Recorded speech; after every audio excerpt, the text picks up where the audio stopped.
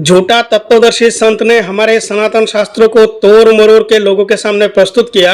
यह है ज्ञान गंगा पुस्तक की पेज नंबर 51 और हमारी भगवत गीता की अध्याय 15 श्लोक संख्या 2 का व्याख्या करके यहाँ लिखा है, उस वृक्ष की नीचे और ऊपर तीनों गुणों ब्रह्मा रजोगुण विष्णु सतोगुण शिव तमोगुण रूपी फैली हुई विकार काम क्रोध मोह लोभ अहंकार रूपी कपोल डाली ब्रह्मा विष्णु शिव जीव को कर्म में बांधने की जड़ें अर्थात मुख्य कारण है तथा मनुष्य लोक में अर्थात पृथ्वी लोक में नीचे नरक 84 लाख योनियों में ऊपर स्वर्गलोक आदि में व्यवस्थित की हुई है। तो देखते हैं क्या भगवत गीता में भगवान ने ऐसा उपदेश दिया।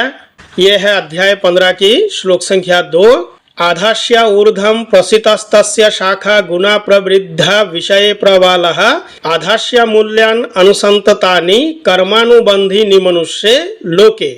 उस संसार वृक्ष की तीनों गुणों रूप जल के द्वारा बढ़ी हुई एवं विषय भोग रूप को पलों वाली वेद मनुष्य और तिर्यक आदि योनि रूप शाखाएं नीचे और ऊपर सर्वत्र फैली हुई है तथा मनुष्य लोक में कर्म के अनुसार बांधने वाली अहंता ममता और वासना रूप जड़ें भी नीचे और ऊपर सभी लोक में व्याप्त हो रही है। तो झूठा तत्वदर्शी संत ने अपने मनमानी ढंग से व्याख्या कर दिया। इस वृक्ष की शाखा रूप ब्रह्म से प्रकट होने वाले और यज्ञादिक कर्मों के द्वारा इस संसार वृक्ष की रक्षा और वृद्धि कराने वाले एवं शोभा को बढ़ाने वाले होने से वेद पत्ते कहे गए हैं। भगवान की योग माया से उत्पन्न हुआ संसार क्षणभंगुर नाशवान और दुख रूप है।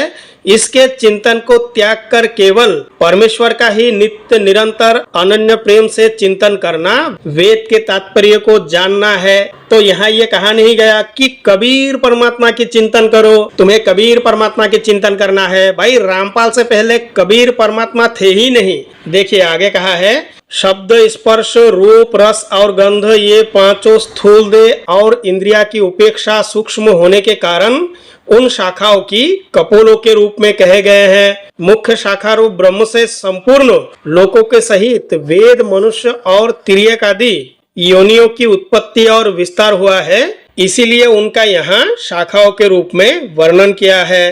तो ना जाने झूठा तत्वदर्शी संत को ये व्याख्या कहाँ से मिला।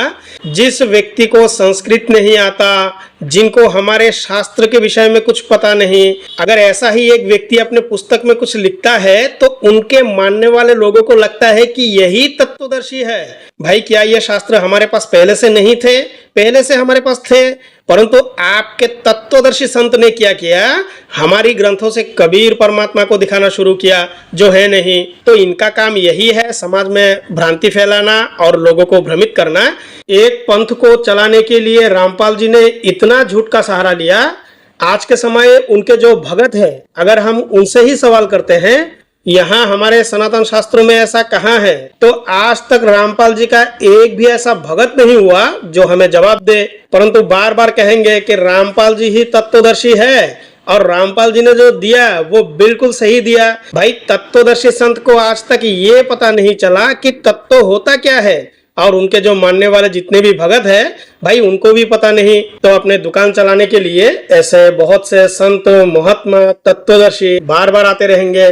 तो बंधुओं वीडियो को लाइक करें, शेयर करें और चैनल को जरूर सब्सक्राइब करें। मिलते हैं अगली वीडियो में। धन्यवाद।